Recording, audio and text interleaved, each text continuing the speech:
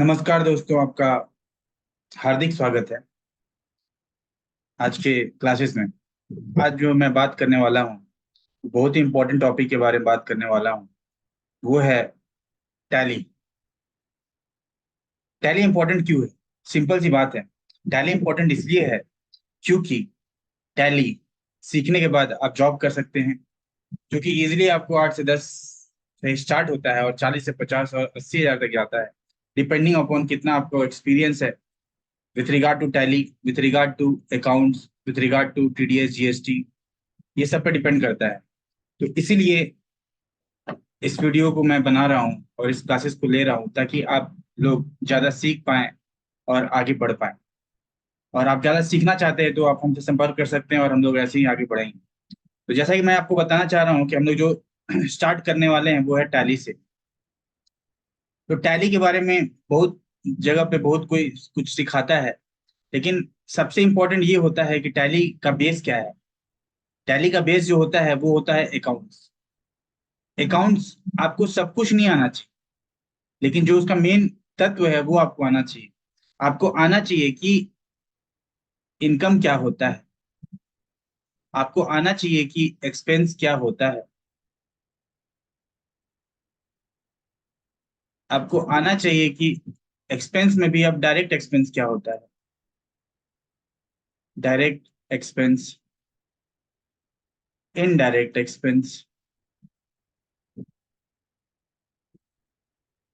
Indirect expense, ये आपको आना चाहिए। इनकम में भी कैटेगरी है कि इनकम में डायरेक्ट इनकम और इनडायरेक्ट इनकम। डायरेक्ट इनकम आते रहना चाहिए। तो जब आपको ये सब चीजें आती हैं, तब जाके आप धमाका मचा पाते हैं, तब जाके आप बेसिक ऑफ अकाउंट सीख पाते हैं। और ऐसा सीखने के बाद आप टैली आराम से कर सकते हैं। गलतियां यही लोगों से होती है कि वो सब कुछ डायरेक्ट टैली में एंट्री करना सीखना चाहते हैं, तो वहीं पर गड़बड़ हो जाता है। तो डायरेक्ट टैली में एंट्री नहीं सीखना है, पहले ये सब चीजें अपने को सीखना है। उसके बाद हम लोग आगे आराम से सीख सकते हैं और टैली में एंट्री कर सकते हैं। वो बहुत ही सिंपल है अगर आपका कॉन्सेप्ट क्लियर है। आइए हम लोग इसी के बारे में अभी हम लोग जानेंगे। तो जब मैं इसका बात कर रहा हूँ तो स्टार्ट हम लोग जो करेंगे वो पहला बैलेंस शीट से स्टार्ट करते हैं। बैलेंस शीट बात करेंगे और उसके बाद हम लोग बात करेंगे पीएल का बात करेंगे। क्योंकि ये आपको भी पता होना चाहिए अगर आप टैली सीखना चाहते हैं और अकाउंट सीखना चाहते हैं कि फिनेंशियल रिपोर्टिंग का मेन उद्देश्य यही दोनों तैयार होता है। क्योंकि जो भी आप एंट्री करते हैं, जो भी आप जर्नल एंट्री कीजिएगा, उसका इम्पैक्ट अल्टीमेटली पीएल और बैलेंस शीट पे आता है। तो ये बहुत इंपॉर्टेंट है आपको जानना। तो जो बैलेंस शीट मैं बताऊंगा, तो बैलेंस शीट में मैं बहुत ही इंपॉर्टेंट चीज बताऊंगा और वही पुराना स्टाइल से बताऊंगा। अभी हम लोग पीएल को भूल जाते हैं, पहले हम लोग बैलेंस शीट जान जाते हैं, उसके बाद हम लोग पीएल पे बात कर लेंगे। Right? Okay, so let's start. Balance sheet में जब हम बात करते हैं तो इसमें दो साइड होता है। एक साइड को बोला जाता है लाइबिलिटीज और दूसरा साइड को बोला जाता है एसेट्स। मतलब लाइबिलिटी का मतलब होता है जितना भी देनदारी है वो आपका लाइबिलिटी हो जाता है, और जितना भी एसेट्स है मतलब जितना मेरा धन है, जितना मेरे को मिलना है, रिसीवेबल है, वो कहाँ पे कवर हो जाएगा? वो आपका एसेट्स में कवर हो जाएगा। तो ये दोनों बहुत ही इंपॉर्टेंट है जो कि आपको समझना ही समझना है अगर आपको अकाउंट जानना है। आइए, तो लाइबिलिटी के ऊपर हम लोग बात करते हैं। लाइबिलिटी का जब हम बात करते हैं तो पहले जो आता है यहाँ पे कैपिटल अकाउंट आता है। कैपिटल अकाउंट का मतलब हुआ मालिक का पैसा कितना लगा, मालिक का पूंजी कितना लगा। ये जब बात होगा, वो कहाँ पे बात होगा? वो कैपिटल में बात होता है। फिर नॉन करेंट लाइबिलिटी होता है और करंट लाइबिलिटी होता है। नॉन करेंट लाइबिलिटी और करंट लाइबिलिटी का मतलब क्या है? नॉन करेंट लाइबिलिटी का मतलब होता है वो लाइबिलिटी जो करंट नहीं है। मतलब कोई भी देनदारी अगर मेरे पास है, देनदारी है जो कि 12 महीने के बाद मेरे को देना है, वो नॉन करेंट लाइबिलिटी हो जाएगी। जैसे लॉन्ग टर्म लोन हो गया, लोन फ्रॉम बैंक हो गया, या ऐसा कोई पेमेंट जो आप 1 साल के बाद दे सकते हैं, वो नॉन करेंट लाइबिलिटी में आ जाता है। उसके बाद जो आता है वो होता है करंट लाइबिलिटी। करंट लाइबिलिटी का मतलब क्या हो जाता है? करंट लाइबिलिटी का मतलब होता है वो लाइबिलिटी जो कि आपको करंट, नाम से ही जैसे बोला जाता है, speak the term, feel the term, feel the term, speak the term. मतलब टर्म जो भी आप बोल रहे हैं उसको फील कीजिए, फिर उसके बाद बोलिए। मतलब करंट लाइबिलिटी जो कि मेरे को 12 महीने में देना है, उसको करंट लाइबिलिटी बोलते हैं। इसमें आ जाता है आपका ट्रेड पेबल, मतलब जो पैसा आपको देना है। करंट लाइबिलिटी में आ जाता है आपका सन्ड्री क्रेडिटर, और ऐसा कोई पेमेंट जो कि लेस देन 12 महीना में अपने को देना रहता है। ये आपका मोटा मोटा कॉन्सेप्ट हो गया कि आपके लाइबिलिटी साइड में क्या जाएगा। लाइबिलिटी साइड मतलब देनदारी वाला, जो कि बिजनेस के पास देने का दायित्व है, उसको बोला जाता है लाइबिलिटी। अब आ जाते हैं एसेट्स के बारे में। एसेट्स, एसेट्स में क्या होता है? एक होता है नॉन करेंट एसेट्स, हम लोग बोल देते हैं नॉन करेंट एसेट्स। इसी को आप फिक्स एसेट्स भी बोल सकते हैं। इसी को आप इन्वेस्टमेंट भी बोल देते हैं, यहीं पे आ जाता है।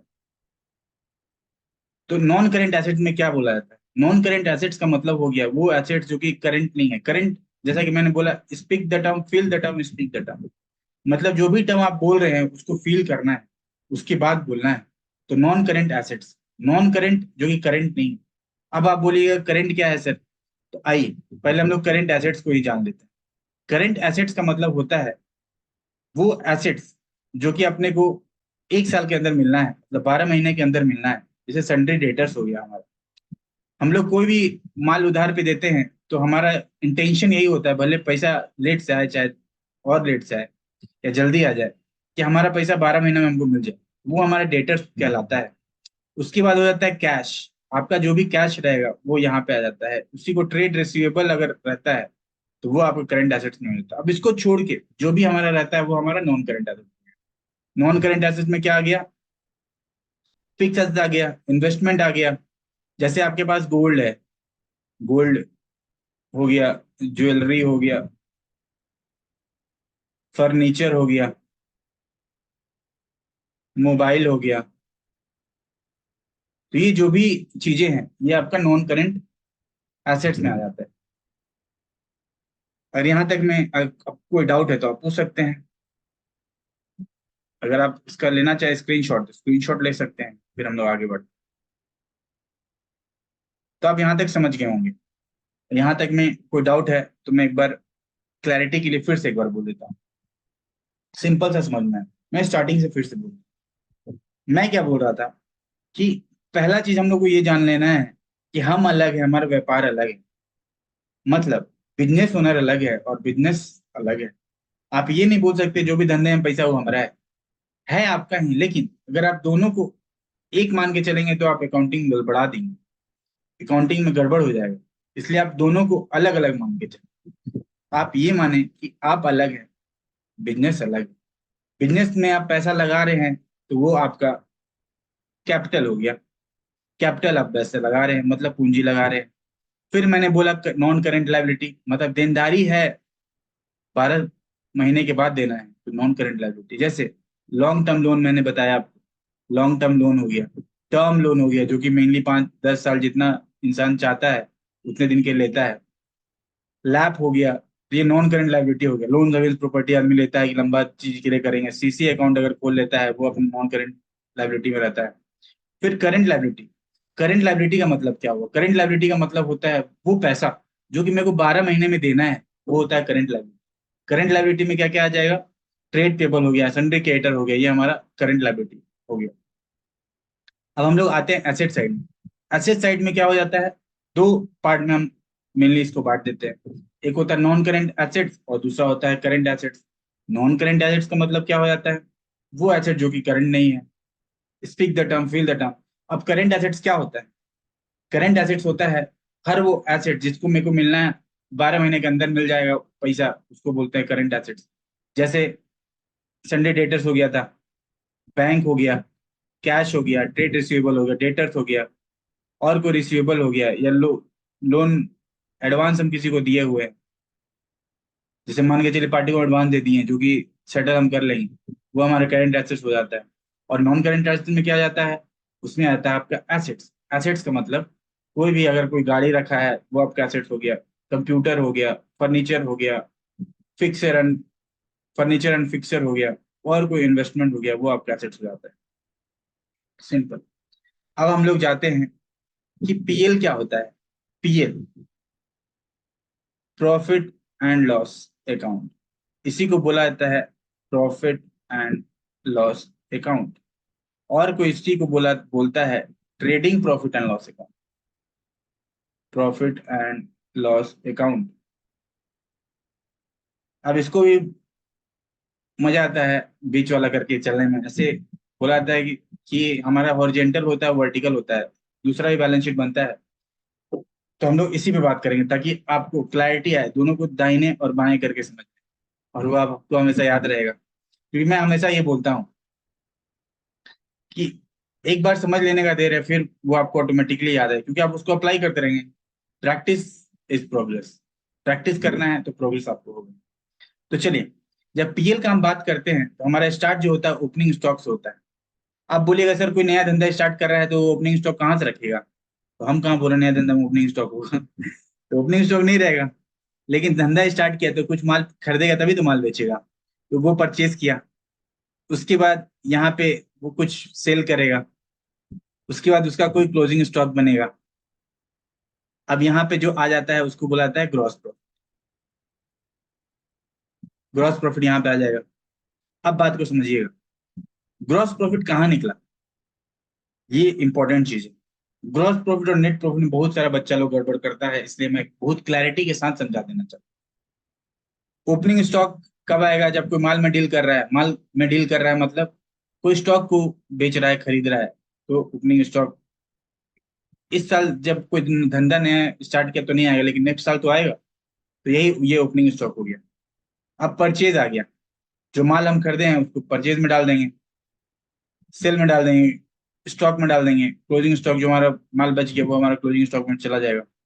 अब यहाँ पे आता है ग्रॉस प्रॉफिट। ग्रॉस प्रॉफिट क्या होता है? जो हमारा धंधा से रिलेटेड प्रॉफिट आया है उसको ग्रॉस प्रॉफिट बोलते हैं। मतलब अगर कोई फर्नीचर का काम करता है फॉर एग्जाम्पल, तो फर्नीचर ओपनिंग तो कुछ नया धंधा स्टार्ट किया तो ओपनिंग नहीं रहेगा, लेकिन माल वो खरीदा है, माल खरीदा, लेबर का पेमेंट कर दिया, लेबर उसका धंधा से रिलेटेड डायरेक्ट, तो यहाँ पे डायरेक्ट यहाँ पे आ जाएगा। मान के चलिए माल खरीदा 5 लाख का, लेबर का पेमेंट कर दिया 50,000 रुपया, उसको बेच दिया है 10 लाख रुपया में, और क्लोजिंग स्टॉक उसके पास 1 लाख रुपया बच गया। तो ग्रॉस प्रॉफिट आपका कितना आ गया? यहाँ 50 है ना, ये 50 है, तो 5,50,000 आपका ग्रॉस प्रॉफिट आ गया। तो ये ग्रॉस प्रॉफिट बताने का मतलब क्या है कि धंधे से रिलेटेड, ये एक्चुअल प्रॉफिट नहीं है, इसको नेट प्रॉफिट नहीं बोलेंगे, इसको हम लोग ग्रॉस प्रॉफिट बोलेंगे। मतलब धंधे से रिलेटेड जो प्रॉफिट हमारा आया इनडायरेक्ट एक्सपेंस छोड़ने से पहले, वो हमारा ग्रॉस प्रॉफिट होता है। अभी हमारा ग्रॉस प्रॉफिट यहाँ पे हम बैलेंस शीट ही कर लेंगे, और यहाँ पे हम लोग अब इनडायरेक्ट एक्सपेंस डालना शुरू कर देंगे। अब इनडायरेक्ट एक्सपेंस क्या होता है, इस बात को समझना। इनडायरेक्ट एक्सपेंस जो होता है वो होता है वो एक्सपेंस जो कि धंधे से रिलेटेड नहीं है। मतलब इलेक्ट्रिसिटी बिल हमारे धंधे से रिलेटेड नहीं होगा। अगर हम लोग फर्नीचर का काम कर रहे हैं, उसके बाद स्टाफ का खर्चा, स्टाफ एक्सपेंस, लेबर कॉस्ट याद रखिए डायरेक्ट है, ये इनडायरेक्ट हो गया। अब हमारे यहाँ पे आ गया कोई भी, आप प्रिंटिंग स्टेशनरी का खर्चा ले लीजिए, प्रिंटिंग स्टेशनरी हो गया, टी कॉफी एक्सपेंस हो गया, रेंट हो गया।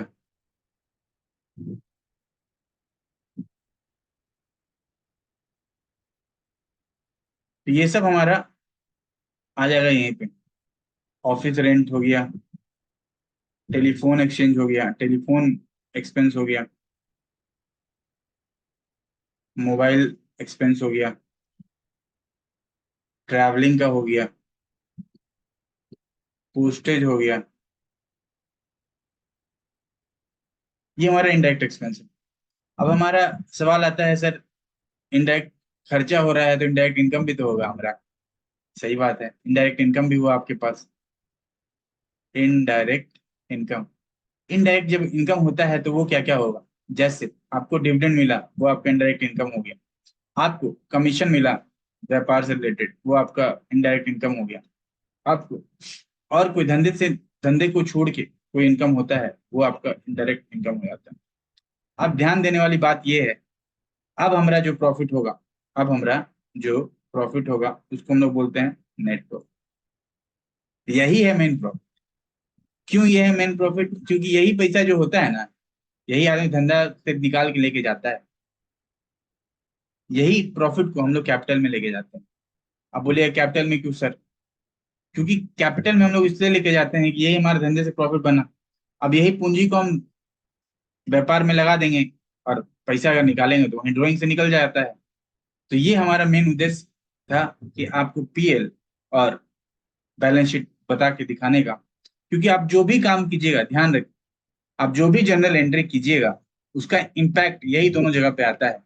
इसीलिए मैं जब भी किसी को बताता हूँ तो ये जरूर बताता हूँ कि आप पहले ये जान लीजिए कि बैलेंस शीट क्या होता है, और ये जान लीजिए कि प्रॉफिट एंड लॉस अकाउंट कैसे होता है। कि अगर आप ये नहीं जानिएगा तो बाकी का टैली का एंट्री करने में बहुत ज्यादा दिक्कत आ जाता है। बहुत कुछ सिखा देता है, ये फंक्शन कैसे वो होता है, वो तो आपको दाहिने साइड में सारा दिख जाएगा, लेकिन बेसिक हो क्या रहा है, इसको हवाई यात्रा बोला जाता है। कि आपको हम हवाई यात्रा करा रहे हैं ताकि आप देख पाए और इससे समझ पाए। अब हो गया ये हमारा बैलेंस शीट के बारे में। अब हम लोग और डिटेल में बात करें ताकि आप और ज्यादा समझ। नेक्स्ट जो आइटम होता है वो आपको जानना जरूरी है, वो है golden rules of account.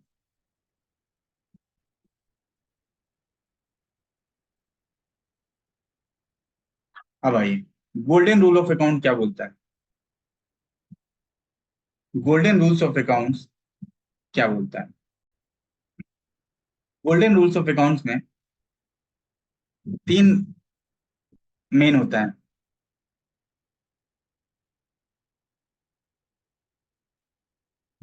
Personal account, nominal account and real account. इसका नियम क्या है? Debit the receiver and credit the giver. मतलब जो रिसीवर होगा उसका डेबिट करेंगे और जो गिवर होगा उसको क्रेडिट करेंगे। Debit word comes in, credit word goes out. मतलब अगर कैश आएगा तो कैश डेबिट हो जाएगा, और कैश जाएगा तो क्रेडिट हो जाएगा। वैसे ही बैंक को लेके हम लोग नॉमिनल अकाउंट को लगाते हैं। Real account, debit all expenses, credit all income and gains.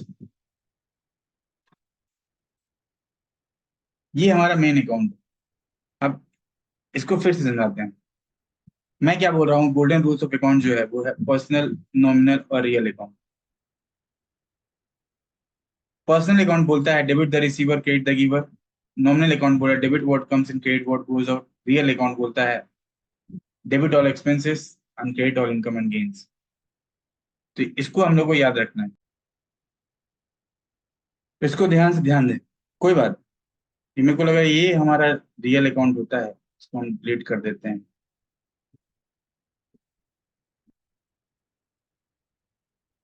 वाह, हो गया। चलिए बढ़िया। अब हम लोग यहाँ पे लिखना शुरू करो।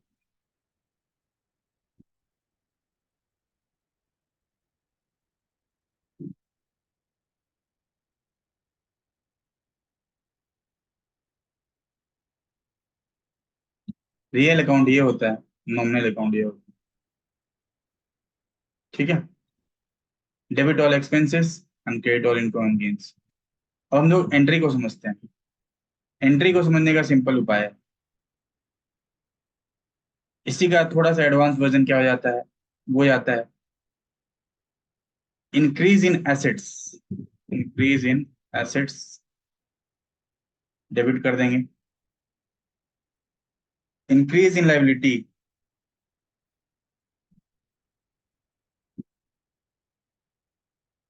क्रेडिट होगा।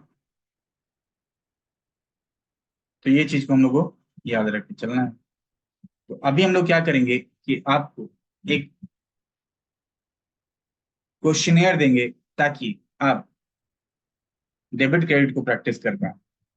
ये प्रैक्टिस जरूरी है। क्यों जरूरी है? क्योंकि जर्नल एंट्री आप अच्छा कर पाएंगे तो आप टैली अच्छा कर पाएंगे, और टैली सीखने के लिए जरूरी है। मैं आपको एक क्वेश्चनेयर आपको मिल जाएगा जहाँ पे आपको बताया जाएगा कि कैसे आप प्रैक्टिस कर सकते हैं ताकि आप डेबिट और क्रेडिट जान पाए। उसके लिए हम लोग नेक्स्ट वीडियो में बात करेंगे।